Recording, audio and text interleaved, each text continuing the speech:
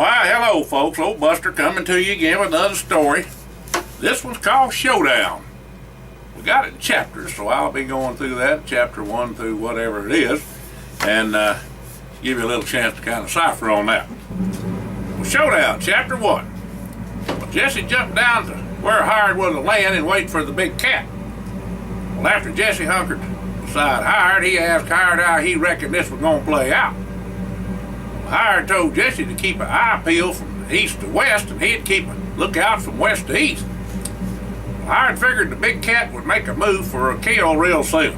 The Bengal tiger would run hard to this here thicket and hadn't had time to water or feed, so he'd be on them pretty soon with the blood bait fresh on the goat that was staked out in front of him. Jesse said this was sure a hair-raising time just waiting for the big cat to attack.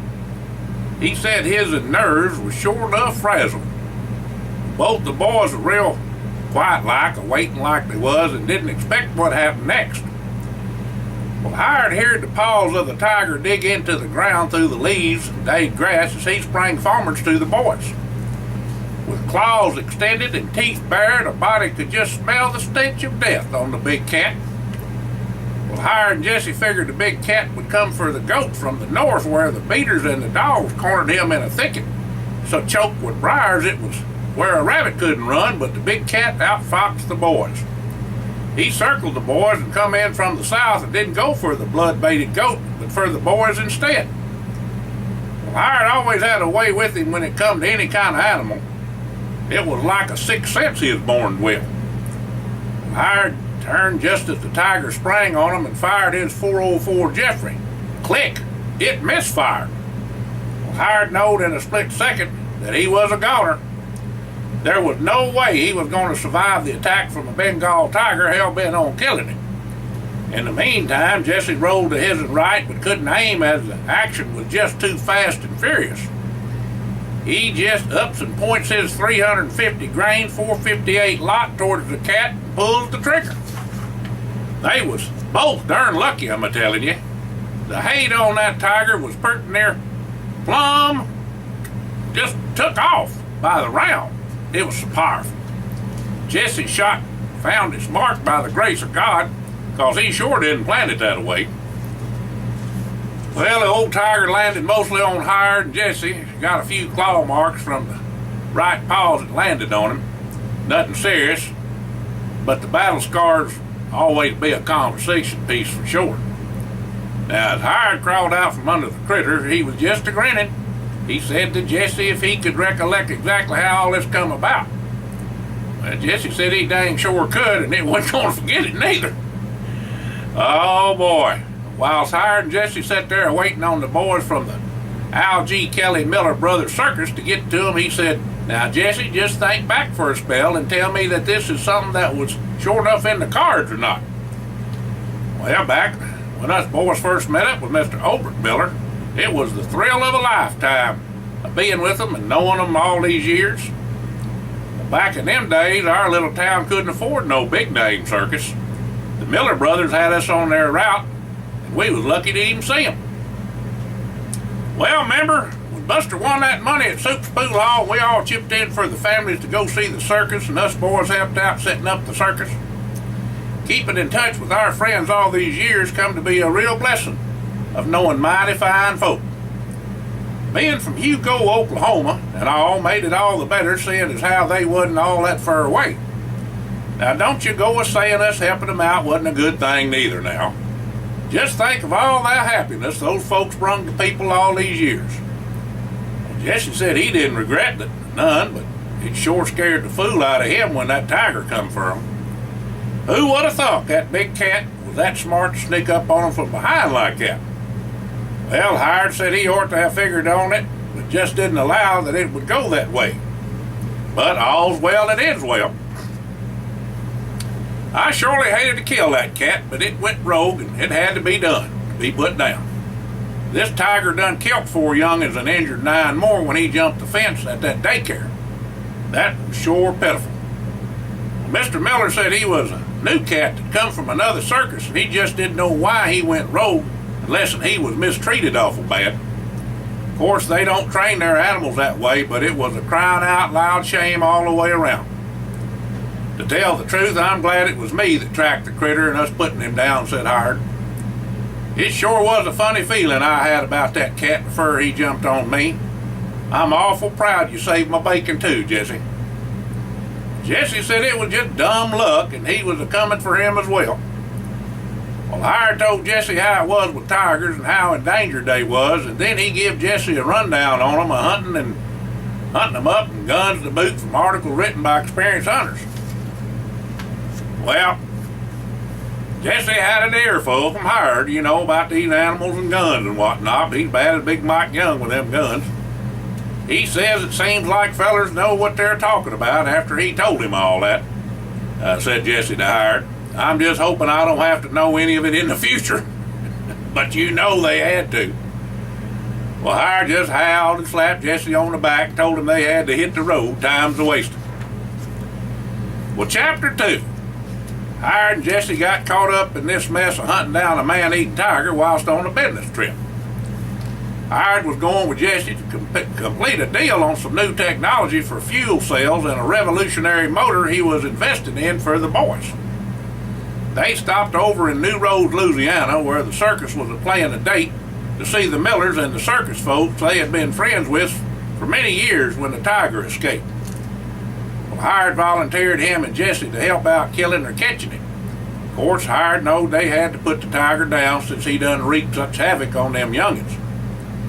Now that all that mess was over with, him and Jesse headed on out to Montgomery, Alabama to finish up the deal. Jesse said this was going to be a real moneymaker for him. Jesse was dealing in high finance in the world markets and was the only one that really had a handle on the portfolio for the boys and their interests. They left it all up to him. Of course, they know a little something about it, but they just let him handle it. He done good in that area. They was looking at over $1 trillion of equity and could trade up to 15 times that amount. $15 trillion was a lot of clout in this old world, and the biggest supporter of the boys was Mr. Hiram Holmes, even though he's a little older too. Well, Jesse had made sure that BB and Alfred, Devane, Dalton, and Hiram and Horace was took care of whether they knowed it or not. The boys always took care of their friends and their people and families. Wasn't none of the boys' friends going to do without if they had a dime in their pocket, I'm here to tell you. And anybody in need, they always took care of. Remember old Goober Uber, on the backside of the mountain, Big Young, Feldspar mine, and his wood wheel bicycle? That boy was took care of, never knew what was going on. But he was a good boy. But anyhow, I don't want to get off another story. Of course, Jesse took care of the Four Winds Foundation they had established for all manner of charity work, and each of the boys had certain charities that they donated to that was real special to them. Buster said the Holy Spirit directed each one of them in that regard, and that's a fact. All the glory was given to God for what all he had blessed them with, including good health. The boys had good families, good wives, and good friends. Well, after the meeting in Montgomery, Jesse called Walter and Buster and wanted to set up a working vacation in Europe and Australia. It was a fair piece, but a little fun along the way was something they all needed. Well, Jesse had done learned to give enough time for everything instead of just work. Between the boys and Monique, Jesse got the drift and was right proud he seed the light. That boy just worked night and day. He just always up about business and lawyer. He was living the dream now. Buster was attending his and Lulu's pet project of a green subdivision. That's where, everything's kind of like off the grid and not using any fossil fuel and whatnot.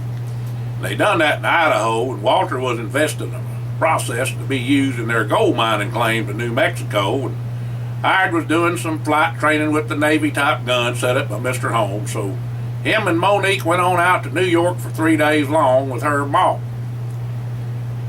Well, Jesse had some business on Wall Street, and the women folk was going to do some shopping.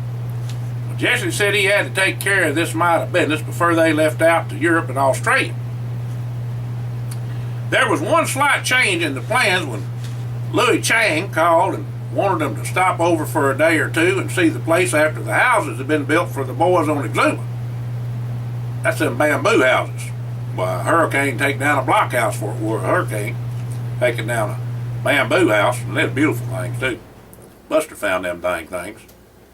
Well, Jesse made a heck of a deal on 94 acres and made sure it offered every amenity possible for the boys and their families and friends. Now, Louis lived on Grand Bahama Island and took care of things for the boys whilst they was gone. Louis and Buster went way back, and the boys and him was in all kind of business deals all over the globe. You know, Buster was a big scuba diver, and that's how he met old Louis when he owned a scuba diving shop. Xanadu's the name of it. Jesse flew the Queen into LaGuardia and had a limo pick them up and take them to the St. Regis Hotel. Well, Jesse's meeting began at 9 a.m. the next morning, and him and the women had an afternoon to go them around, which he did, just following, looking at everything, which he just dearly loved to do. Well, that evening they had supper catered to their room and then went to a Broadway musical called Oklahoma. All in all, they had a dandy old time. Now, the women folk had plans for shopping and dinner, whilst Jesse would be tied up for the day, but planned on supper with them and one of his lawyers, Bulldog Henson. Old Bulldog was quite the feller, straight as an arrow and all for gun rights, the Second Amendment. He owned every which kind of gun and had a small arsenal. Even though he was a little Yankee-fied, he was Texican through and through. Him and Walter was big buds, but him and Hired shot guns from daylight to dark. Bulldog was a smart one, I tell you. He knowed the law inside out. Of course, to get Jesse's blessing, he had to be darn good, and he was. That's why he got paid the big bucks. The boys give him a heck of a Christmas present that he had been a yearning for since the day they all met him. It was a Barrett 416, $28,000 worth of shooting iron. That boy was tickled plumb pink and wanted to take it out and shoot it right then and there, but in Yankee land there just ain't nowhere to shoot the thing. Bulldog had to get on over to Buster's farm before he got to shoot the darn gun. Man, oh man, would it rattle your teeth and deefen a feller. Buster had an old wrecked car he let Bulldog shoot up, and when he got done, there wasn't a place on that car that didn't have a bullet hole in it. Well, after supper, they was all walking back to the hotel, and all of a sudden, Monique fell out in the street with a bus bearing down on her. Well, Jesse just happened to be looking her way during his conversation with Bulldog and lit a shuck and pulled Monique out of the path of the bus just as it passed by. She was skun up a mite, but otherwise okay. They was right close to the hotel, and they had a doctor on call, and Jesse had her examined by him. Monique said there was somebody that pushed her into the street. Well, Jesse asked her if it was an accident, and she said she didn't know. She was all right. That was the main thing. Well, the next 2 days was uneventful, and all of them had a really good time. Well, Bulldog flew back with them to meet up with the boys and discuss the meeting in New York. Whilst Bulldog was there, all of them agreed to take the Duchess to Europe, and then on to Exuma, and then on to Australia. Jesse said he wanted to know if and they wanted to bring Charlie and Steve in on this deal. Well, all the boys voted yes. They sure would make a good team along with Butch Skelton. Shelton, I mean. Get him wrong, they'd shoot me, wouldn't he? He was a young'un, but a real fireball. So Buster called up, and all of them got to talking and told them they wanted to go with them. And this here trip, along with their wives, Caroline and Sandra Jean. Now, Butch was going to leave old Winston home along with Jesse's Chihuahua Annabelle and Lulu's 2 cats, Fatty and Nuthead. This wasn't going to be a trip for critters, that's for sure. Well, they all would probably be eat right off the bat, and then squalling and carrying, and would be here for a month. Best to leave them with family or the pet hotel. Heck, that place was better than where they was a staying, pricier too. Well, Bulldog and Butch was single, so they didn't have no women folk to bother with. But the boys and Steve and Charlie sure enough did. Buster put Butch to earning his and keep to find things to occupy their time while they was in meetings. Well, we didn't think that was going to be a problem nohow, because they going to shop and gom around and talk and whatnot. Them 6 women was sure enough having the time of their life, I tell you. Old Butch outdid his himself and had them women occupied from daylight to dark.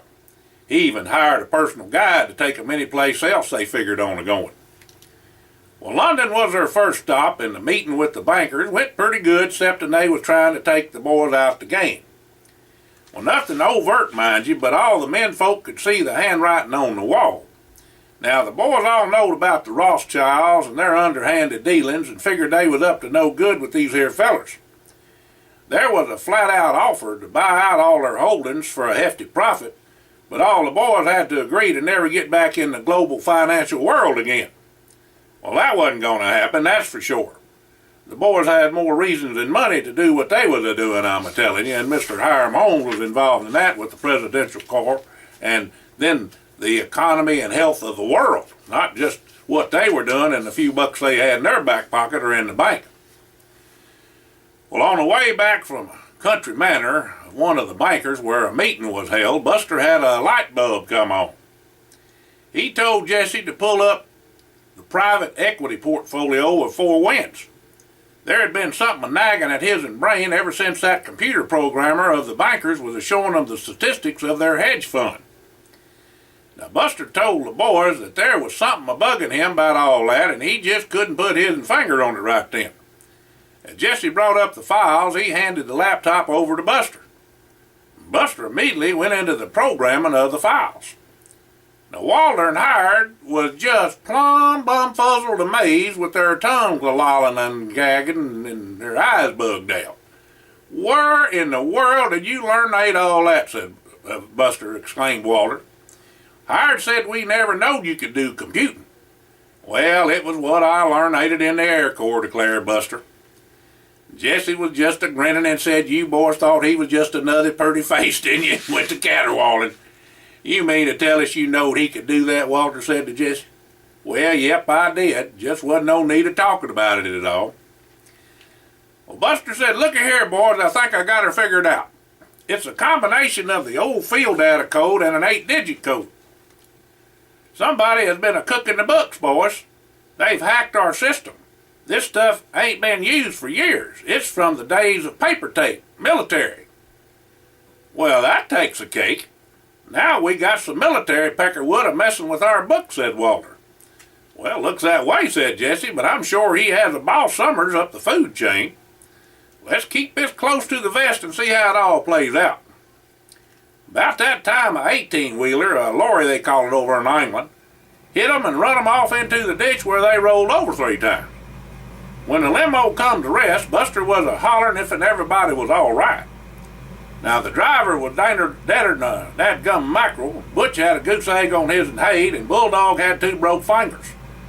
Well, Bulldog said he was sure glad it weren't his and trigger finger. Well, the rest of the boys was skun up some, except Buster and Walter whomper-jawed their bad knees.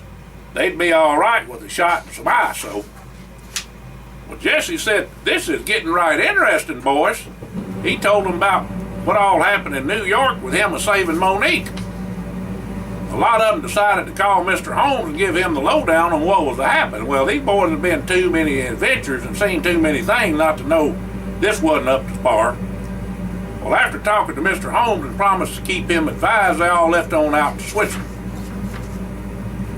Well, Chapter 3, Geneva, Switzerland. It was only 460 miles from London, so it didn't take long to get there on the Duchess.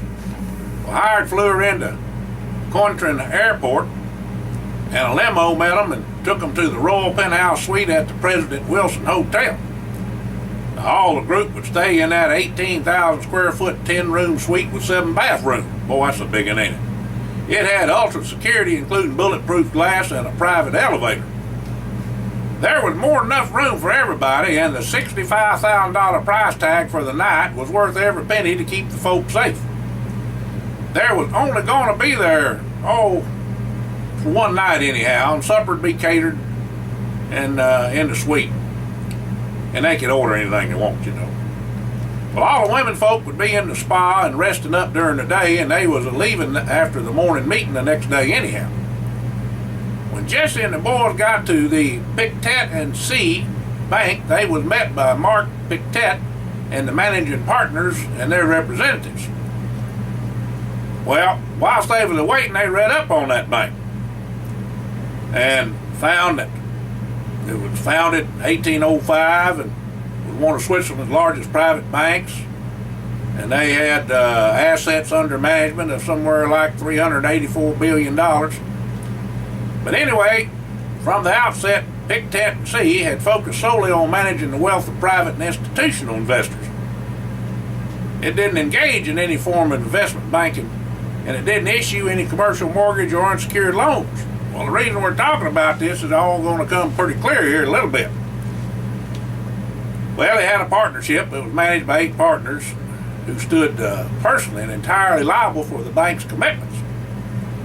And these 8 partners included some real twitchy fellers now. As such, the bank enjoys total independence and controls the entire chain of its operation and does not need the approval of shareholders in making decisions. And a lot of this is very important because these folks do what they want to, and I just bet you can figure out what's coming, and it's called the Illuminati. Well, anyhow, coffee and refreshments were served up to the boys, and then they got down to the nut cutting. Now, these here Peckerwoods wanted all the gold held in safekeeping in their Four Winds Bank and all the gold mined in the future from their claims and mines. They was going to give the boys a deal they couldn't refuse, it looked like, whispered Walter to Jesse. Well, all the boys and Bulldog just eyeballed them fellers and asked what all they was to get in return. $1 trillion apiece, said some feller at the end of the table. Well, Jesse said he sure appreciated the offer, but Four Winds wasn't for sale. The feller at the end of the table said they would sell to him or end up with nothing. Woo, that made the hair come up in hackles on the back of old Buster's neck, and the rest of the boys too, for that matter. Well, Buster jumped and said, "You don't say," says Buster to the feller and the rest of the bunch. "I just don't reckon you can do too much about it now, can you?" Well, the feller at the end of the table was bald as a goose egg and told Buster that he would rue the day if he didn't do as he was told. Well, now that got Buster's dander up, I'm a-telling you. Them hackles of Buster was a higher than a tush hose. Buster went for that bald-headed feller with fire in his eyes. And Baldy run around the table, but that didn't cause no concern with Buster. Buster grabbed that 600-pound conference table and turned it over on all of them. All the fellers on the other side, too, and would send them a-running. Them little sandwiches and donuts and coffee went a-flying. Woo! Walter and Hire and Jesse grabbed a hold of Buster, and it was all they could do to hold him off of that bald-headed feller. The Hay knocker said there weren't no truck with him and told the boys to leave on out. Now, Buster was madder than a wet hen and hollered to them all, them yahoos, that he didn't take kindly to them threats and to make like a frog and jump. Well, that was that, and the boys and Bulldog went on back to the hotel. Well, Jesse had done his homework. He done found out about the ties to the Rothschilds. In April of 2007, the Fitch Ratings Agency, whoever they were, gave this rating a AM2 and to Rothschild & C. Gestion for its collective institutional management as well as multi-management. Ain't that a mouthful? Them Illuminatis, they all in it again. On the way back, Jesse said there was sure enough evidence of their old enemies. That Illuminati was on the prowl again. Mr. Holmes needed to be called as soon as they got back to the hotel. Howard said if the Rothschild was involved, it surely was a pack of trouble at their doorstep. Well, Charlie and Steve was helping out with Butch to see that the Duchess was serviced and the women folk packed up and ready to go. First, Mr. Holmes was called and brought up to speed on what all happened and said he would advise the boys whilst they was in the air what all he found out. Well, Howard filed a flight plan and they took off for Exuma. Their business was done in Switzerland, least ways they thought it was. Chapter 4. The route to Exuma went by way of Agadir, Morocco, where they was met by Abdul, the king's cousin. You know, he got shot that time when they was in that deal, them Muslimators. He was an old friend from the mission they fought a while back. Walter had radioed to Hay to tell Abdul they were going to stay over in Agadir for a couple of days and would like to see him if he had the time. Well, Sir Abdul met the boys and their friends with a band and a parade. Well, Jesse run like a scalded dog, but he was hugged up by Buster and had to take all the carrying on and celebrate. Jesse wasn't much for the limelight, you know. Well, Charlie and Caroline and Steve and Sandra June ain't never been to these here parts, and in fact, to none of the places they've been up to now. They was in hog heaven and having a humdinger of a time. The onlyest cloud over the trip was the run-in and the accidents that happened. That wasn't good. But these here was dear friends of the boys, and they made hay whilst they could of having a good time.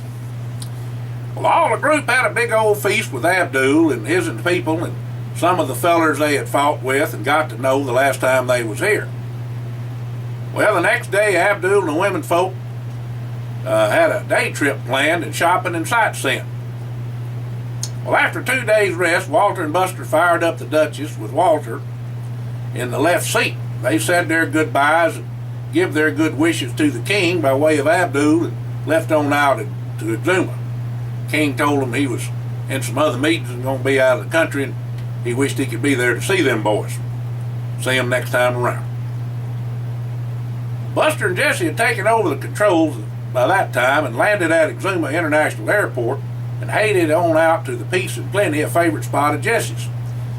Louis met them there the next morning and took them all out to the 94-acre Jesse bought for them. The houses was just gorgeous, the gals said. Now Maisie, Louis' wife, come along with him and took the gals to lunch at 10 a.m. but didn't get back to 4:30 p.m. that evening. Now they had one of them liquid lunches too now. Don't believe they didn't. They talk about something going on and talk about a long lunch. These gals had a snootful and a giggling like they was teenagers. Well, all the men folk agreed it was a good thing they was having a good time and put all the mess out of their minds for a spell that happened over in Europe. Well, everybody was getting a tan and eating and a drinking plenty and just a relaxing and getting rid of all the worries and woes. They stayed a week there at the Peace and Plenty, but took day trips to the other islands with Louis and their guide. Of course, y'all remember later on, Jesse and the boys bought the Peace and Plenty, and they had it for all their friends to stay as well as the bamboo houses. Now, Louis knowed how Buster loved his dumplings and made up a passel of them for him and the group one evening in Buster and Lulu's new house. All the wives of the boys were tickled pink with their new houses and went to a buying and making list of what all they wanted to put in them. Now, Louis and Maisie had done a bang-up job for the most part, and them 4 houses of the boys was a sight to see. Everything was king-size in Buster's house, from the turlet to the bed. Now, Walter's house was pretty near the same as Buster's, but his in bed was too hard, according to Buster. Well, Jessie and Monique sure enough had a flair to it, with her being Cajun and all, and hired Alma Mays was Western-like. Now, each one of the houses was 6,000 square foot, so that they had enough room for friends. Well, Jesse also said he was planning their own clubhouse and a guest house for each one of the boys, so they could have their people staying behind them too and have their own place and not feel all crowded up. Also, since they now owned the Peace and Plenty, like I was telling you a while ago, he was having it updated and remodeled for when they had more people than room in for a shindig and all. Now, Maisie had a passel of gals she knowed that was single, and Bulldog and Butch fixed up on that in no time flat. Them boys rightly cottoned to them gals, and after the first couple of days with everybody, Bulldog and Butch took off on their own for a spell, doing a little sporting and courting and going on. These gals sure knowed how to have a good time, and Butch and Bulldog was on a non-stop party. The casinos opened their doors for them, and, well, let's see here. Them gals they was with, because they knew them all, and because of, well, I guess it was Louis' connection with the port and all, you know, when they was trying to do that over there. I'm trying to get all this straight in my head, trying to, explainify what's going on. Sometimes I get carried away. And anyway, they went to the casinos and they put them in where they had private gambling or people in the VIP treatment, that kind of stuff. And even old Butch won a few dollars there. The gals had a feller to take them on a moonlight cruise around the island one evening, but round about 10 p.m. that evening, one of the Bahamian police officers come to Jesse and told him there was big trouble. There had been an accident. Butch was in a coma, and Bulldog was broke up something fierce. That boy must have put up a tussle, I tell you. 'cause there was a couple of fellers that was in the morgue. One of the gals was dead as well. Well, it was plumb pitiful the way it was described to the boys. Bulldog, Butch, and the gals was a-romancing in the moonlight, the captain said, when a speedboat full of pirates boarded them and went to work on Bulldog and Butch. Well, first off, the captain said, a bruiser of a feller backhanded the gal that was with Bulldog and knocked her colder than a wedge with teeth a-flying. There was 8 of the pirates, and an errant round they shot off hit the gal Butch was with and killed her. Well, Butch wasn't very big, you know, but that dog had some fight in him. They just plumb beat Butch down with all manner of clubs and rifle butts. Bulldog tore into them fellers like a buzzsaw, but they tackled him and held him down and broke every bone they could with a ball bat. Well, the captain was cornered, and one of the pirates was about to shoot him when the captain shot him with a flare gun. Now, that was about the time a boatload of folks come up to see if they could help, and the pirates took off pronto with the feller he shot with the flare gun. Now, 3 of the pirates held the folks on the boat at bay till they could get away. It was awful what they done to them boys, and said the captain. Now, Howard questioned the captain if he'd heard or seen anything that would help catch the pirates. Well, nothing much, but there was one thing he heard when they was a-beating Bulldog. The big bruiser said a funny thing to Bulldog. He said, "This'll teach you to do what you're told, Buster." Woo-wee, that hit the boys like a ton of bricks. The boys all looked at each other and thought back to their meeting with the bankers in Switzerland, especially that bald-headed feller. Buster uttered one word: Illuminati. The attack ended their vacation right then and there. They was in a war again. Mr. Holmes was contacted immediately and told what all happened and what the captain said. They mistook Bulldog Henson for Buster and Butch Shelton for Jesse. Well, this was a warning that went bad in the killing of the gal. The group had a meeting late that night after talking to Mr. Holmes. Now, Mr. Holmes was going to see to it that Bulldog and Butch was airlifted back to the States as soon as possible. Also, he was making sure Monique's mama got back to the bayou where she'd be safe too. Well, Jesse asked if Charlie and Steve and the women wanted to go back home or not. Well, they all said no and said they was going to continue on to Australia with them. In that case, said Buster, with the other boys nodding in agreement, we need to leave out now to Australia. Well, Mr. Holmes will have agents on the ground if and them Peckerwoods try anything there. With that being said, they headed for the Duchess. The Duchess was well provisioned. This is chapter 5. She was prepared for anything that come down the pike, including guns and ammunition, armament, clothing, survival gear for any climate, food and medical supplies, plus all manner of odds and ends and knickknacks. The Duchess had been updated with a hush kit that made her ultra quiet and an increased payload to 191,000 pounds. With all the folks you could pile in her, plus their luggage, she wouldn't even breathe hard. Her range would normally be about 2,400 nautical miles, but that was increased with extra fuel tanks to 5,800 nautical miles to let her fly across in the ocean. Well, Buster and Jesse took the first turn of flying and planned to stop in Cayenne, French Guiana to visit Harry's bar whilst refueling the Duchess. Well, Walter sure enough had a tale to tell. Charlie, Caroline, and Sandra June.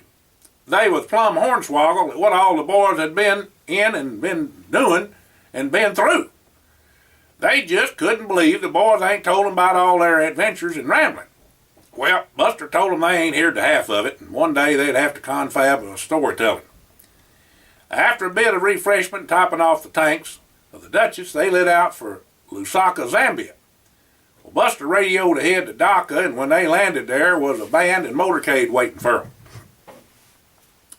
Lord have mercy, when Jesse stepped off of that plane, old Dhaka met him right off, and the general of the Zambian army saluted Jesse and said, "Welcome home, Captain." Boy, that got him. Jesse, he just couldn't hardly stand it. Turned red around the ears and everything. Well, that about done it for Charlie and Caroline. Steve and Sandra June whispered into Howard's ear, wanting to know what all they'd been into here. Oh, the motorcade went to the palace where they was greeted by the president and his staff. Handshaking and huggums was going all around, and all the group was showed to their rooms. A grand state dinner was held in their honor that evening with not a monkey in sight. Oh, when all of them got together later on that evening, questions was a coming fast and furious from the gals. I'm a telling you, Captain, what's this all about, Jesse? Well, Buster, what's this all about catching some feller? Walter, you and Howard are in this too about some kind of fighting. Now give, said Sandra June. Well, she's the one that's sure enough curious, so the story had to be told. Charlie and Steve said they wished they'd been there to help them too. Caroline said the president's wife told her how much you boys helped their people and the changes y'all helped bring about. Now, ain't y'all something a gallivanting around not telling us the whole story? Said Sandra June. Monique nor Lula didn't even know about all this, Jesse said to Sandra June. Now fess up and tell the story. Well, it was after 1 a.m. in the morning when all the jawing was over, with the president insisting them stay over for another day to visit the people and villages they knowed from their last time in Zambia. There was sure enough a warm welcome when they got there, and even a warmer send-off with a 21-gun salute when they boarded the plane with Howard at the controls. Next stop, Perth, Australia. Well, Chapter 6. Well, after getting outfitted in Perth over a week, the group headed on out east to Southern Cross, 230 miles away. Jesse had put together a deal for close to 500,000 acres that included cattle and sheep ranches and natural gas wells, gold mines, and rare earth minerals. Jesse was figuring on the boys of building a processing plant that was said to take $1 billion investment and 8 years to build. Jesse was going to cut that time considerably, he said, but the cost was surely going to escalate, but the time factor would be cut to 3 years. With China cutting back on supplying the world rare earth minerals and the market suggesting it was time to take the plunge, said Jesse. There was some farming they got in the deal and other mining opportunities to be looked into as well, and it would take all of them to make this venture work. Part of the land was in the wheat belt, and wheat was a cash crop. Charlie and Steve was jumping up and down and biting at the bit to get started. Caroline and Sandra June didn't quite know what to make of all of it, but would go along with what was decided. Well, after meeting with the lawyers and owners of the properties they was buying, the deals was made and signed, and about $10 billion was spent, with another $5 billion for improvements added to the price tag. Jesse said that was chicken feed compared to what all they would make on this deal. They headquartered at the St. Patrick's Luxury Boutique Hotel in Garoit, which was about 2 miles from the Southern Cross. The hotel only advertised 5 bedrooms, but Buster made a deal with the owners for theirs too, so they could all stay together. The owners was fine folks and helped the group out in any way they could. Fact is, they was hired to guide them and show them the lay of the land whilst they was there. There was an airstrip right close by, and they hangared the Duchess there, as well as rented a helicopter and a small plane. It was a week before the boys got their bearings and really got into figuring out what all they was going to do to make this a really paying adventure. Within the month, businessmen and vendors from every which place was coming in and meeting with the group. Jesse was setting up meetings with all the different enterprises they was in, and to meet with all the management personnel and lead men. Also, he scheduled going on site to meet with the workers and get their temperature of being bought out by Americans. It was pretty much 100% approval from the workers and current management when all the boys and Charlie and Steve laid out their ideas and making changes and improvements or leaving things as they was. This was such a big undertaking that their stay was extended indefinitely. Of course, they would be going back home soon enough, but there wasn't no set time for it. Now, all the menfolk went in different directions and then paired up, sometimes, or all of them went together sometimes. They found out they had to hire more planes and helicopters and vehicles to get the ball rolling. It took about a month to get things lined out and operating smoothly. Some fellers was moved up within the company and some hired on. Butch was much better and would be coming over soon. Bulldog was on the mend, but it would take a good spell till he was ready to get back at it. Being bunged up didn't stop him none, though. Bulldog got him a team together and kept his secretary running. He had 'em all hard at it, I'm telling you. There was lots of legal matters to tend to, and Jesse and Bulldog lived on the computer and phone. Skype was worth its weight in gold. Hired Walter along with Buster was working real close to the working men and come to be friends with some Peel were wrong Aborigines in the area. Now Walter took to visit them in the evening about things like Julian talked about, told them stories of what had happened with him and the Cheyenne dog soldiers and medicine men. Well, Hired and the menfolk had a right smart understanding about animals, and they dearly respected his way with it. Well, Buster, dang it, just couldn't get the hang of a boomerang and give him a heck of a hoot about that. Buster was tougher than nails and stood up to all the tests they put him through to become a member of the tribe. Now, the Peel were wrong Aborigines were self-sufficient, but every once in a while things went south for them as far as the government and their land. Now, Jesse intervened and either bought or give them the land that their people had lived on for centuries. All the boys give the tribesmen free rein on their holdings and passed the word along to all their managers and workers to let them be and let them take what they wanted. The Aborigines dearly respected and loved the boys, including Charlie and Steve, for not only what they did for them, but the men they was. Well, the women was having a ball. They went every which place and visited all the big cities and shopped all over Australia. They had plenty of time to do that since all the menfolk was gone a lot and spent a lot of time setting up the businesses and in meetings. The gals knowed that they all was worth more than anybody knowed, but that didn't go to their heads none. There just wasn't no finer women to be had. But in saying that, they sure could spend a pretty penny, but could squeeze one till it hollered too. The boys wanted their gals to be happy and enjoy the fruits of their labor. One thing all of them knowed was that it all come from the Lord, and they made sure they gave back about as much as they got. No wonder these here opportunities come to them, and they've been blessed as they have. Now, Vivian Porter owns the St. Patrick's Luxury Boutique Hotel, and her parents, Don and Bill Clancy, are co-hosts for the hotel. Now, Vivian's brother Stephen Clancy and her mother Dawn are both qualified chefs who take care of their delicious cuisine. Well, they had to learn what Buster wanted to eat too. One evening, Bill called all the ladies together and asked them if they would like to see the outback. He would take them on a little day trip to see a part of Australia they only see from the air or in a car. Well, all the gals was up for it and figured they'd leave out early the next morning. Now, all the women called their husbands and told them they was taking a day trip into the outback with Bill. Of course, all the boys told them just to have fun. Go ahead. Well, Dawn told them that when they got back, she was going to take them on a weekend trip to Sydney to the Opera House if they wanted to go. But now, all the gals could fly too. Big Jim was a heck of a teacher. That's Hired Daddy, Big Jim Holmes. And sure enough, took a load off of the boys in doing that, I'm a-telling you. Well, Lulu told Caroline and Sandra June they was going to learn them both to fly too. Heck, Fire, them two was about to bust a gut getting so excited about that. You ain't going to hold them women down none at all, I'm here to tell you.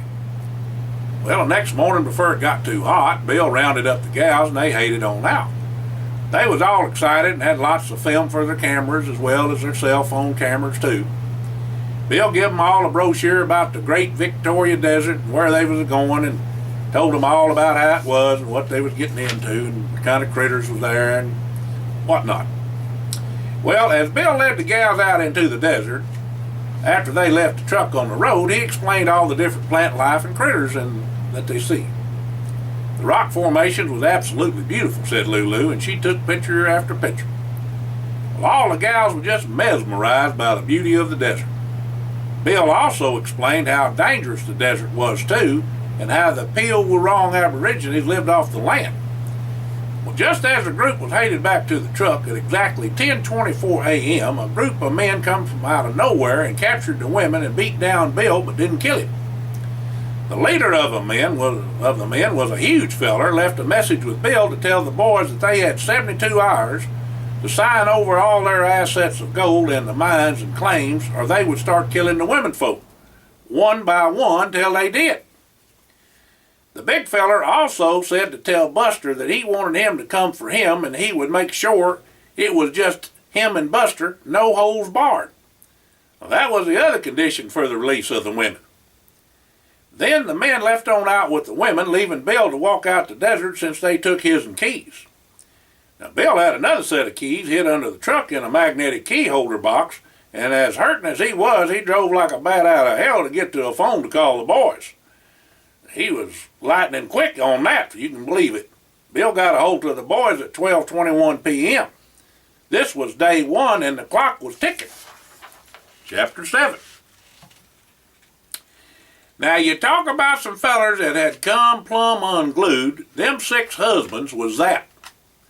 It was one thing when it was just them, but their women folk was another. Now, Jesse called Mr. Holmes immediately.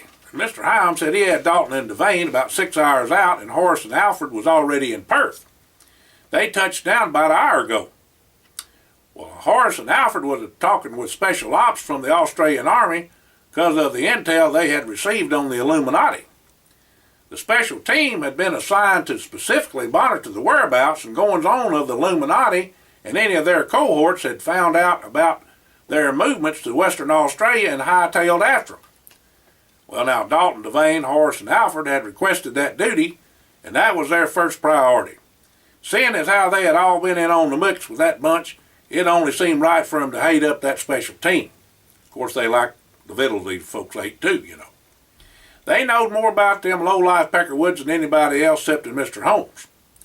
The Presidential Corps was the only organization equipped to handle the Illuminati in any way, or any which way they had to. They was going to do something about it, and they did. Well, the boys were scattered all about their holdings and was meeting up back at the hotel as fast as they could get there. Oh boy, the first one back was Walter, and he was wall-eyed about all this, and he went to the Duchess and began to gather up guns and equipment.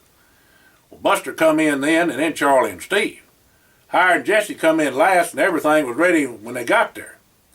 Horace and Alfred come in by helicopter and was waiting when Jesse and Hired showed up. They all got the skinny from Bill and didn't rightly know how they was going to be contacted, so somebody had to stay at the hotel just in case the Illuminati tried to reach them there at the hotel with further instructions. Buster and Charlie took a sat phone with them and lit out to where Bill said the gals was captured. Now, the rest of the boys waited to be contacted and for Dalton and Devane.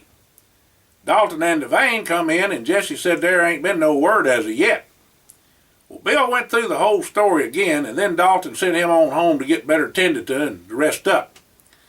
Now, Bill didn't want to go, but they finally convinced him to go along with Dawn's insistence. He surely had some broke ribs and a broke nose and some broke fingers where he was warding off some of the blows to his hate. Old Bill was a toughin' and had several goose eggs on his noggin. The feller never complained a bit and was ready to go toe-to-toe with them scallywags. Well, Buster said he was going to take a chopper and head on out to where, Hired was going to take a chopper and head out to where Buster was checking on the site where the gals was captured. Walter, Jesse, and Steve stayed behind with the Presidential Corps boys to plan and wait for contact from the Illuminati. Well, Hired caught up with Buster and Charlie, and they searched as far as they could with the amount of fuel they had and then had to refuel. Now, old Charlie tweren't no slouch when it come to a shooting iron or a tussle neither. Charlie was a retired sheriff's deputy assigned to SWAT and the anti-terrorism unit. The boy could hold his own for sure. And them getting Cairo line didn't sit well with him. Them gals of the boys was tougher than wet leather too, but the fellers was right worried about 'em. They knowed the gals wouldn't give in none and would go down fighting. The women just couldn't beat the odds against them nor the weapons the kidnappers had. It seemed like the Illuminati was going to put their back up against the wall and wait till the last minute to make the boys sign over their gold claims and mine. It was going to be a war, because if the boys did sign over their gold, Mr. Holmes said he couldn't just let them get away with that. He knowed they was trying to control the world markets and take the freedom and independence away from all the countries they could. That's right, countries. If they had control of the markets, they controlled economies of most of the world, if not all of it. The United States had 8,300 tons of gold in reserves, and China had about 1,040 tons, and Switzerland had about 1,050. So with what all the boys had, the Illuminati could basically break the bank. The Illuminati could flood the market and devalue gold to whatever price the Illuminati wanted them to buy up all the reserves for a song or a cabbage onto all of the other gold and raise the price to whatever they wanted. So they basically do what they want with the economy of any country. Gold was the standard. Either way, they win. Well, that just wasn't going to happen, said Dalton. Mr. Holmes had dedicated the entire presidential corps and all of his resources to wipe out the Illuminati. This wasn't just the United States, but the world we're talking about, said Devane. Well, meanwhile, whilst they was awaiting back at the hotel, Howard had refueled, and him and Buster and Charlie was still on the hunt for the kidnappers. Now, they reported back in at dark and told them all back at the hotel they hadn't had any luck and was going to pack it in for the night. Charlie said they would get an early start in the morning and continue the search. Well, the boys got up at first light. They wasn't going to burn no daylight, and all of them piled in the chopper and began to looking for the gals. As Howard got close to an outcropping of rocks and began to looking for a hiding place for the gals, a gunship come up from behind and began to firing on them.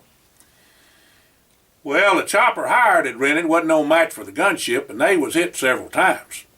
The chopper started to go down, but Howard got her down behind a sand dune in a controlled crash. They was all bunged up a mite, but Charlie had broke his leg, and Buster and Howard had to drag him on out. Now, the helicopter was on fire, and Buster and Howard had to get out of there right fast before that chopper exploded. The boys got Charlie and dragged him down behind the next sand dune over when the chopper exploded. About that time, the gunship come back to make sure there weren't no survivors. Chapter 8. Well, Buster, Howard, and Charlie had hunkered down in a depression in the sand and waited till the gunship left on out. The boys knowed they was in a pickle for sure. No sat phone, no water, nor food, but was well heeled with weapons. They rested till morning, and then they was going to have to get on out of there and get help and save the gals. Buster said they was a burning daylight, and Howard went to the remains of the chopper to find what he could for a splint and a crutch for Charlie. The wreck had cooled off enough during the desert night so Howard could salvage the materials to fix up Charlie so they could start walking. Well, after fashioning a crutch and splinting Charlie's leg, they headed west. It was 5:36 a.m. on day 2. Well, Buster and Howard had been helping Charlie, and they was purty near wore to a frazzle after 5 hours of hard walking in the sand. With no water, they was all parched to the bone.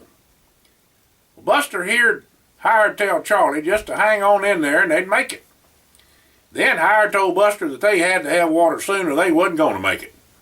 Buster told Howard they had to make it. The gals was depending on them. This wasn't no desert like they had back in the States or one he'd been to before. Buster told Howard he knowed what direction to go in, but didn't know how to go about finding water out there. They walked another 2 hours and just had to stop. Between the heat and the load of toting Charlie, it was about doing them in. Charlie was a mite feverish now and needed water bad. Then out of nowhere come a band of the Peel-Wurrong Aborigines. There was also the people of the Kulin Nation. The these names there, Wurundjeri and the Boonwurrung, the Tongarong and Dajah-Wurrong and the Watha-Wurrung, I don't know. A bunch of them now had gum Aborigines. They had lots of them, but they weren't in this area at the time. Them folks rambled the right smart, and the boys had met some of them during their stay in Australia. The Aborigines believe Bunjil, that's the eagle hawk, that's what that means, is the creator spirit of the land, the Lord, and his people. They respect people of the land and people that respect animals. Well, anyhow, the Aborigines got water for the boys and a bit of nourishment and sent word to where they was by way of the Aborigine telephone. And it's called a bull roar, and they flung that thing around and they knew what it meant, and that's how they communicated across these open spaces of the desert. Sometimes they'd get up on a high knoll or rock or something. The Aborigines just sort of faded away as Dalton, Devane, Jesse, and Walter, along with the special forces, found Buster, Howard, and Charlie.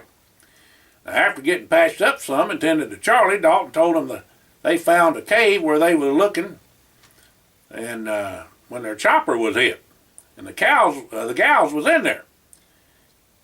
Boy, if they knew I said that, they'd be mad, wouldn't they? Getting tongue-tied.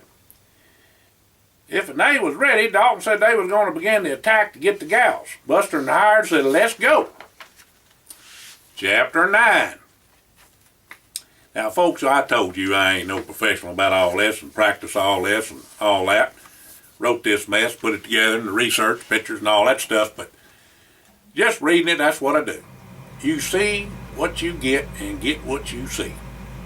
So if you wanted some professional person, some actor or something, well, you'd have to go get him, but I do this just to get a chuckle or just to kind of have some fun for you folks, and it's a little fun for me too, so anyway, I hope you appreciate that. Chapter 9. Devane set his dragonflies in first off.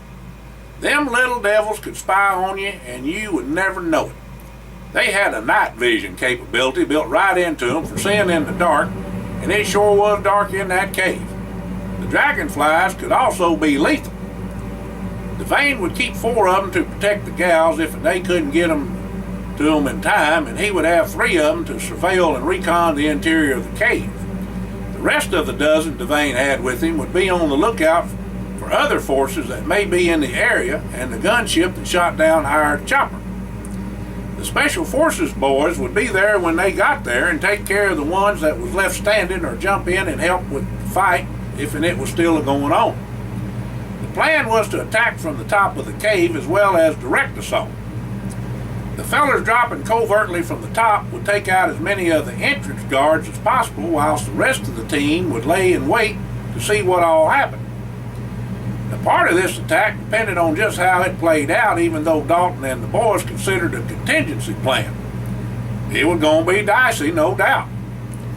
As Dalton and the team began to move in, the gunship come into view and started to strafe the top of the escarpment where their cave was located. The gunship was trying to take out the men that was trying to drop in from the top. The men was pinned down, and Dalton and the team began to taking fire from the cave. The fat was in the fire, I'm a-telling you. Now, from out of nowhere come a missile and destroyed the gunship. It was destroyed by a drone that was deployed by the Australian Army.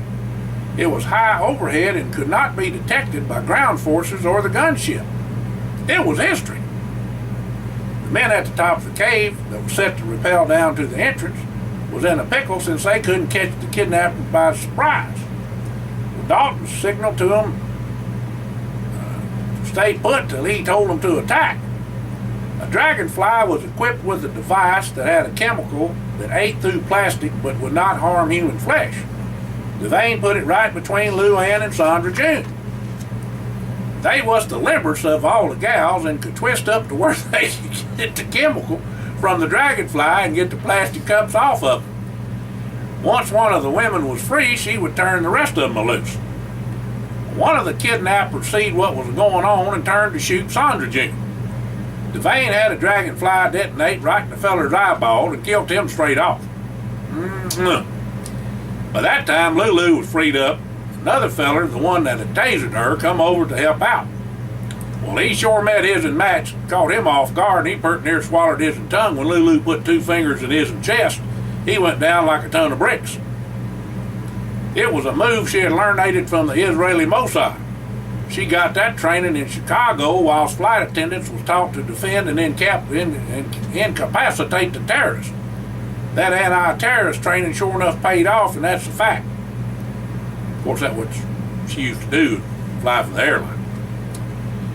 Well, all the women folk was freed by this time, and Devane kept an eye on them to make sure they weren't going to be harmed none. He had 2 more dragonflies watching over. Now, Dalton signaled the team at the top to come in and fire, but not to shoot the gals. The kidnappers was too occupied with the attack to worry about the women at this time. The 2-prong attack worked like a charm, but the fighting was pretty fierce now. What Dalton and Devane didn't know was that there was side tunnels in the cave and another dozen men in them were waiting for the attackers to come into the cave so they could surprise them and wipe them out. About the time all the team got into the entrance of the cave to where they could be ambushed, cries could be heard from the interior. Seemed like them kidnappers just didn't figure on the peel were wrong, knowing a little more than they did about this here land. There was an entrance that was unknown to the kidnappers, and William led the Special Forces boys into where the kidnappers were going to ambush the team. They didn't laugh till the water got hot. The boys run in to get the wives, and the fight was over for the most part. The women had picked up all manner of weapons and been a-shooting and a-fighting too. Now, that red-headed gal at Charlie's Cairo line was madder than a wet hen and was beating the tar out of a feller. Charlie told her to hold up, but she said he's got a whooping coming. He took one too many liberties with the gals, but especially with me, and he's gonna pay for it. Well, after a few teeth was knocked out and a few knots put on his and hay, Charlie pulled her off of him. Kinda hard to do with his leg in a splint toe. Of course, Sandra June, oh, that gal. Of course, Sandra June continued to give all of them what for, and one feller said to take him to jail, anything to hush her up. Steve just laughed and said he'd been hearing that for 35 years. Well, all the boys got in their licks as well as the gals, but it weren't no cakewalk. There was wounded and died on both sides, but mainly died for the kidnappers. Probably 4 or 5 was still alive when Buster left, and they was in for a big surprise with Devane interrogating them, I'm telling you. Buster heard his name called and looked up at the top of the escarpment, and there was this feller that was pretty near big as a barn. He had Lulu and was going to throw her off of the cliff. He told Buster to come on up if he wanted her to live. Buster told the man to let her loose. If he was waiting on him, he was backing up. The man said if Buster wanted to fight, she lives, but if he lost, they was both dead. Buster told him that's fine by him. He was on his way up there. Well, Lulu was trussed up like a Christmas turkey and no way to get free. She was left hanging out over the edge of the cliff from a rope, and all it took was one slice of a sharp knife to send her to her death. Now, Buster met the gorilla man head on. Buster was 6'4" and a solid 255 pounds, as quick as a cat for a big man. But Buster's strength wasn't only in his arms, but in his legs. That boy could leg press over 1,000 pounds 300 times. He even broke one of them weight machines with all the weight you could pile on it. He even bit the handles plumb off of the thing, too. Buster could lift cars and do all other manner of feats of strength. Well, Buster was a lot to handle now. Well, the big fella wasn't no slouch. And he's about 6'9", run about 350 pounds. He sure looked solid as a rock, too. Now, they went at each other tooth and toenail. The big feller took a lick from Buster, that fella Ox, but kept on coming. Buster stood toe to toe with the big feller and took a few good licks too. They was both bloody. Seemed like both of them knowed a little about hand-to-hand in the martial arts too. One thing Buster knowed, if he could ever get his hands on the big feller, he was his'n. Buster would hang on like a pit bulldog. You had to hand it to the big feller though. He was much of a man and stout as an ornery cuss too. The big feller just took a whooping from Buster, but got the upper hand on Buster when Buster slipped and went to a knee. That big fella would have killed an ordinary man when he hit Buster with a haymaker. Took Buster to the ground, but he was up on his feet before the big feller could stomp him. The big feller got Buster in a headlock and was choking him down when Buster reached back and got a handful of hair and pert near yanked the big feller's head off. Buster got him off balance enough to get loose. Both men was breathing hard and they backed off from each other and then run together like they was a-hugging. Now, Buster was quicker than the big feller, and in the boy's mind, a whole lot stouter. Of course, that remained to be seen. Well, both men come face to face and got each other in a bear hug. Something had to give. Well, Buster got to where he was about to pass out with the pressure on his lungs from the squeezing the big feller was putting on him. Then, all of a sudden, Buster went limp and dropped down just enough to get up under the big feller's ribs. Then Buster went to town on that big feller, I'm a-telling you. Heck, fire, that big feller looked like his eyeballs were going to pop right out of his head. Buster give a mighty heave, and the big feller dropped like a sack of taters. Buster backed up, catches, and wind, and then he thought the big feller was done for. Before Buster could get to him, the big feller crawled over to where Lulu was a-hanging and pulled out his knife and cut the rope she was hanging from. Well, Buster went hog wild. He grabbed a hold of that big feller and lifted him over his head and then dropped him over his knee, breaking his back. Buster made a beeline to the edge of the cliff to see about Lulu. Danged if she wasn't held up by William. William said Bunjil let her live and let him help save her. He give the end of the rope to Buster and he pulled her back up. Well, Buster cut her loose and she hugged him up good and proper, kissing him like there wasn't no tomorrow. When Buster looked down over the cliff, William was gone. A mystery for sure, but not the believers. Well, Buster went over and asked the big feller his name before he died. The big feller said he was the brother of Heinrich Meyer. Wilhelm was his name, and said he should have killed Buster for what he done to his brother. Well, Buster told him they both deserve everything they got for the terrible things they done to folks. Then Wilhelm went to hell. The didgeridoo, or Uraki as some Aborigines called it, played a melody that took the far pain and stress of the day away as the band of Peel Rurong faded in the distance of the desert evening. Between the Presidential Corps and Australian Special Forces, the killing ground was cleared up and most of the evidence of the battle was removed. The Army would send in a team for more cleanup in the morning to leave the land as near as it was before the battle. Respect of the land and the Aboriginal way of life was the will of the people who lived in Australia, as it should be. The boys and their women folk got back to their hotel where there was a feast awaiting for them and congratulations for the safe return of the women. Bill was there and hugged each one of the women and asked them to forgive him for not doing more to help them. Well, all the gals told him he was their hero for doing what he done and bringing help, and they would never forget it. Well, Jesse called Mr. Holmes and had a heart-to-heart talk with him about the fracas and the Illuminati. Well, Mr. Hiram said he reckoned they was on the run now, but to always keep an eye out for them to pop up at any time. Well, Jesse told Mr. Holmes they was going to rest up for a few days and complete some business and then head on out for the house and would keep him posted. Well, Dalton, Devane, Horace, and Alfred stayed right near till the boys left back to the States, but enjoyed their time with the boys and their wives whilst they had a chance. They was all dear friends by now and cared deeply for each other. They'd been through so much together. Dalton asked what was in their plans when they got back, and Jesse said they was going to stop by Kentucky on the way back. Kind of a long way around, but they hadn't been there in a while, and Jesse said the women would enjoy the visit for a day or two, and it would get their minds off the kidnapping. Well, Jesse and Buster called Walter and Hire and said, "What do y'all think about taking this crew back with us to Kentucky?" Well, all of them said if they didn't go along with them, Buster would sit on them and they would have to listen to his singing. "That'd be torture for sure," said Devane, and the four of them went in, said in unison, "We're going." Well, Mr. Holmes told Walter when he called to tell him they was going to do that, he appreciated the free ride for the men and it saved him money. "More money for his and Seagar," said Hire, and they all laughed on that one. Well, Chapter 10. 4 days later, after all the details were cleared up over the kidnapping and business was concluded for the boys, they left out for the house. Aunt Judith had died a few years back, and she was buried in the family cemetery on the farm.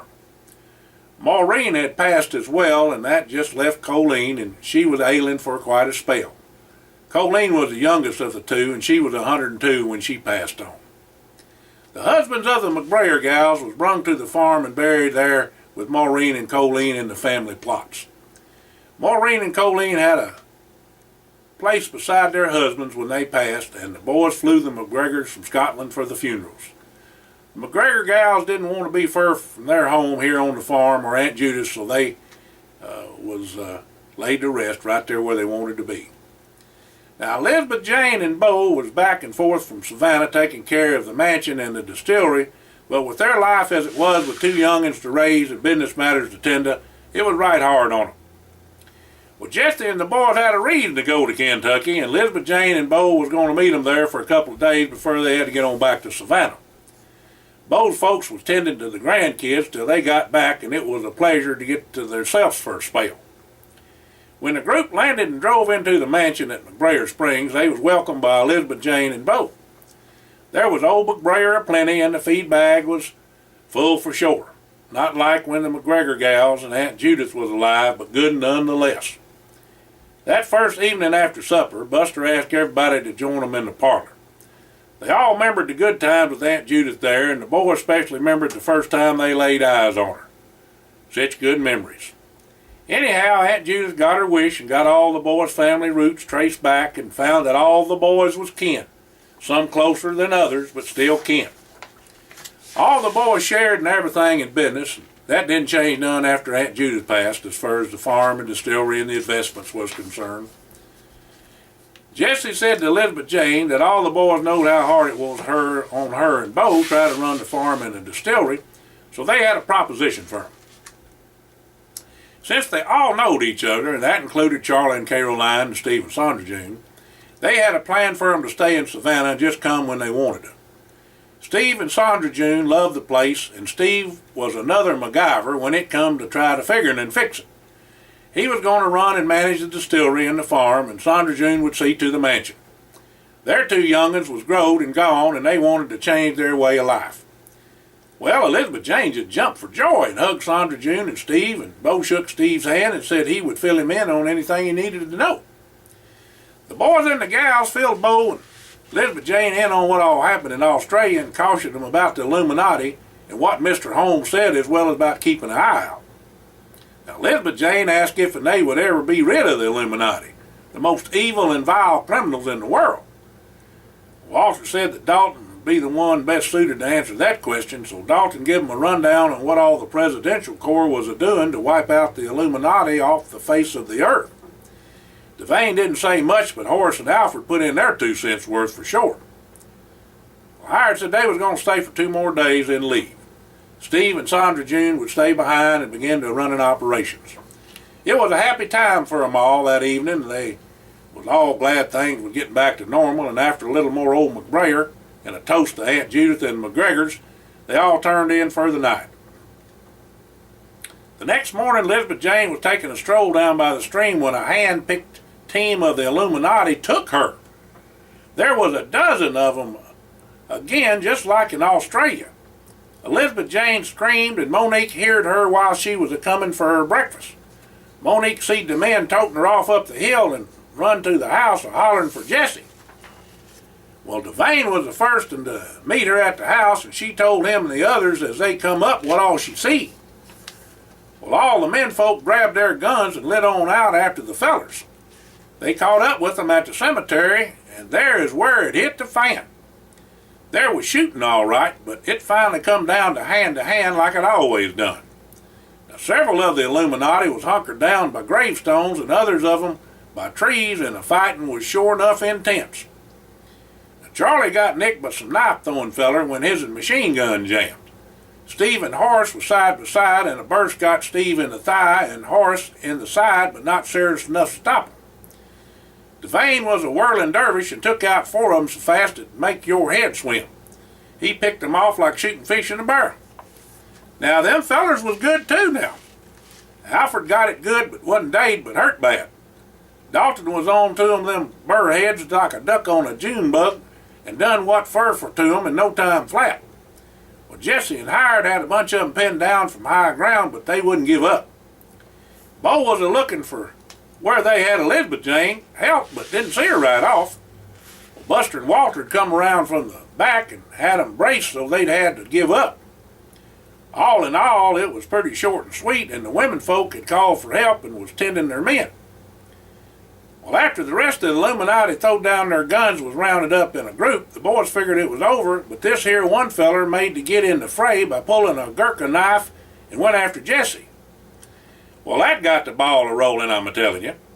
Old Jessie was a sleeper if there ever was one. He just happened to be the smallest of all the boys, but he was like fighting a circle saw. Jessie had learned all manner of that hand-to-hand fighting through the years and knowed some stuff taught to him by an old Chinese master he got to know when he helped him out in a business deal that went bad for the monastery. It was his and gift to Jessie. The villain got more than he bargained for her, that's for sure. Monique was all agog when Jessie went to push hands and knocked that feller against a tree without even touching him. Rattled his and caged something fierce. Now, when the feller fluttered his in eyeballs, Jessie was standing over him and didn't give no mercy on the feller. Jessie muttered something about he was sick and tired of people trying to kill him, and then he put a move on the man so fast the body couldn't see it with the naked eye. They heard a bit of a moan or a sigh, and the man was deader than a doorknob. Well, just about when the hand-to-hand fighting was over, Bo spied the feller by the big monument in the graveyard and began to run up to him. The man stood up with Elizabeth Jane and was holding a gun to her head. Now, Elizabeth Jane yelled to Bo that it was him. The him was none other than Collins Amschel Freeman. And everybody knowed who that was. Man, he was the feller that courted Elizabeth Jane over in England and was the heir apparent to lead the Illuminati. Collins said, "Well, if it isn't Beau Armand Senier, I finally get to kill two birds with one stone. What a pleasure." Well, Freeman told all the boys to drop their guns and to huddle up or he would kill Elizabeth Jane and Beau. Well, Buster made a move towards Collins and Collins shot him in the shoulder. But that give Devane time to slip up to the side of Collins and give him a good whack to his arm and caused him to drop the gun. Then old Beau was on him. Now old Beau knowed a thing or two himself. He knows savant being French trained and all. Beau laid into Collins with a vengeance. Elizabeth Jane had got away and the boys got their guns and corralled the bad ones to help some. Until that help come up and help the rest of them get everybody patched up and back, get attended medical and whatnot. The boys had them all trussed up and ready to be hauled off when the authorities got there. Devane said the Illuminati men would be taken to his secure facility for interrogation as per Mr. Holmes. We know what that's about. Take no prisoners. Them fellas wasn't going to see the light of day again unless there was a huge exception, but it was a sure enough fact they was going to tell all they know. Beau put a whooping on old Collins and then he broke loose and hit the ground running.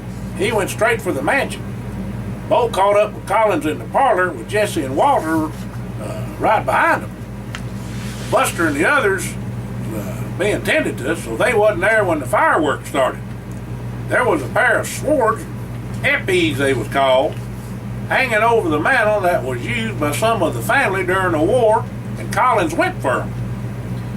Beau run up against Collins and managed to get himself one of the epis, and the duel was on.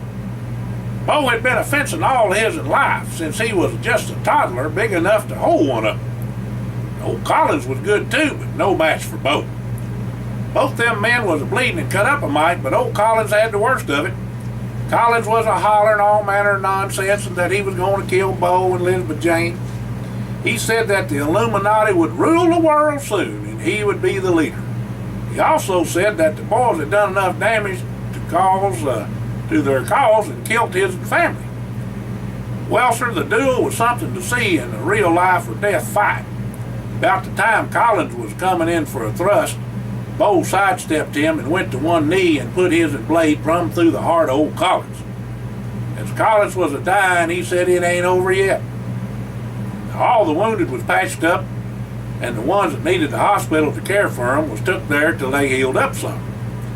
Dalton and Devane, as well as Horace and Alfred, was staying till Mr. Holmes got there. He had told Dalton to keep an eye out till he come and had a meeting with all of them. He said he'd be there in about a week when everybody was well enough to talk.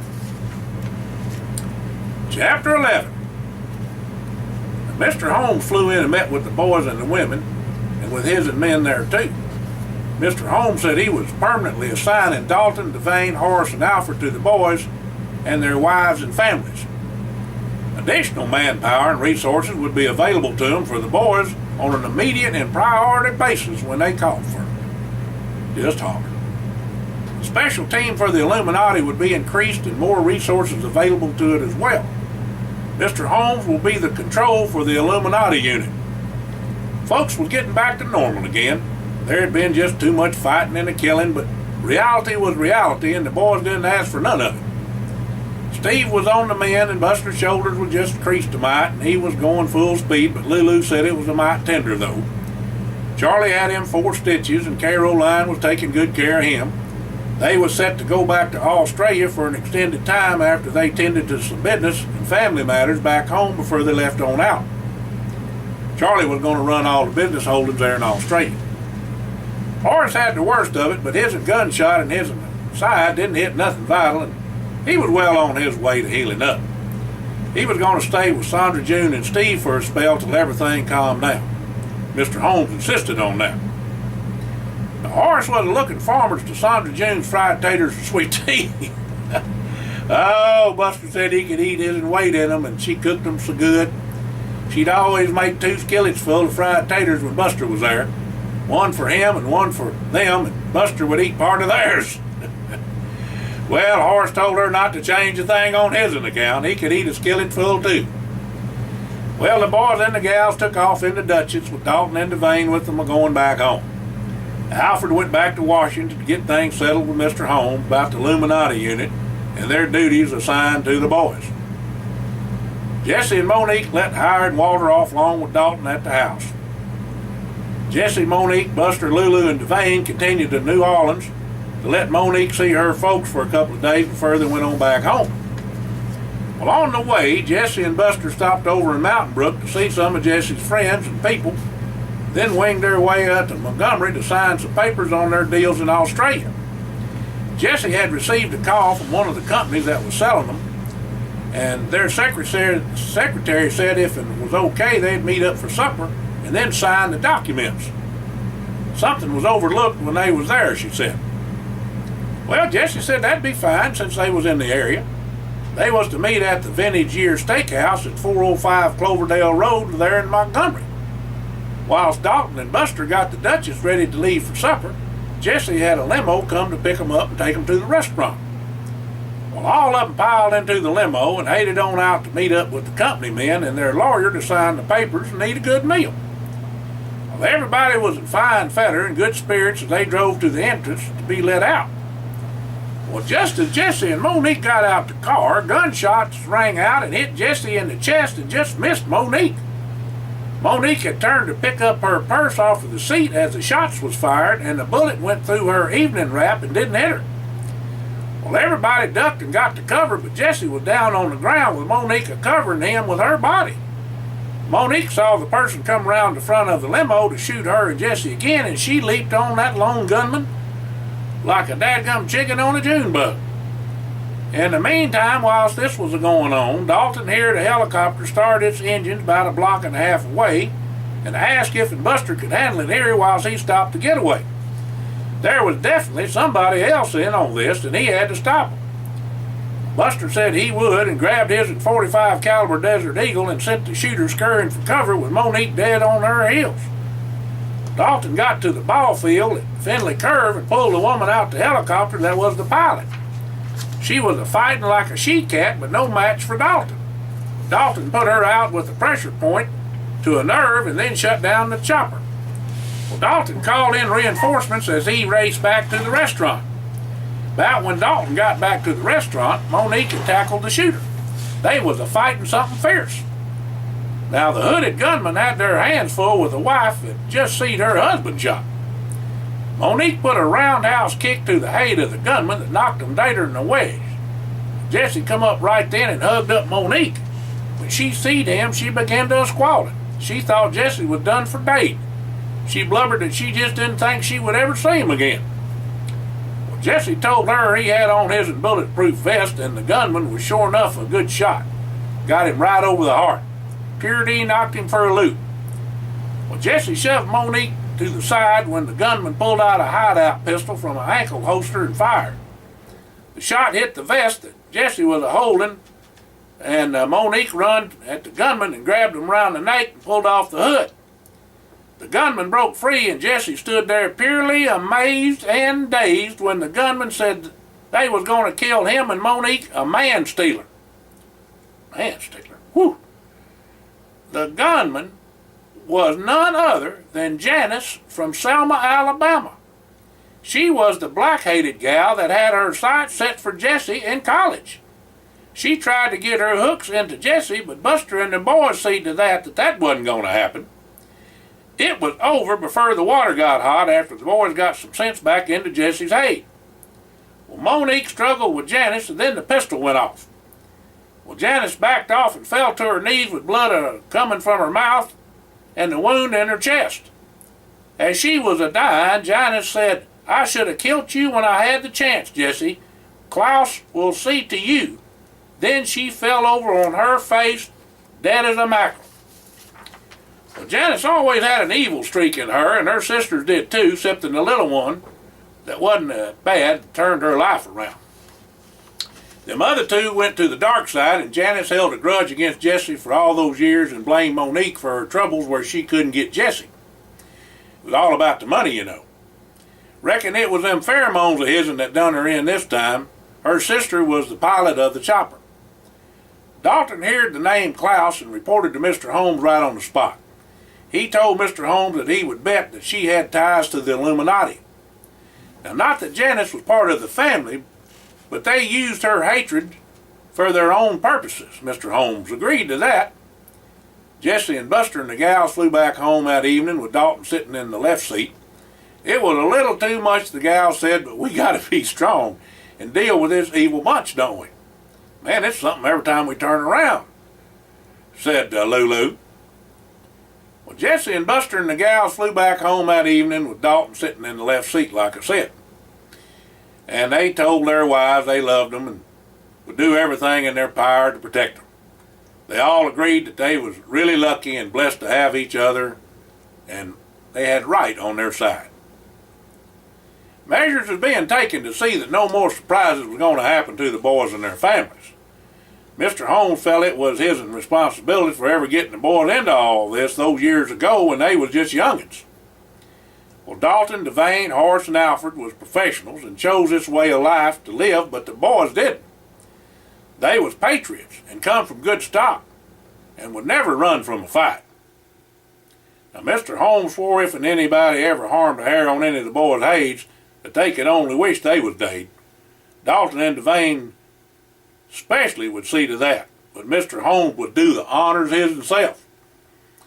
Well, finally everything did settle down for a spell, and after 2 years and 47 days, a grand party was held again at the mansion in Kentucky.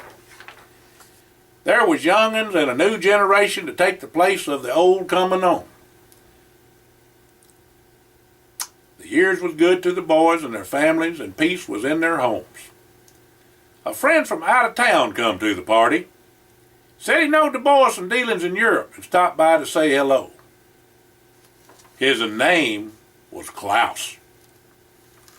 Well, folks, till the next time and another story, y'all have a blessed day. This is old Buster signing out. See you later.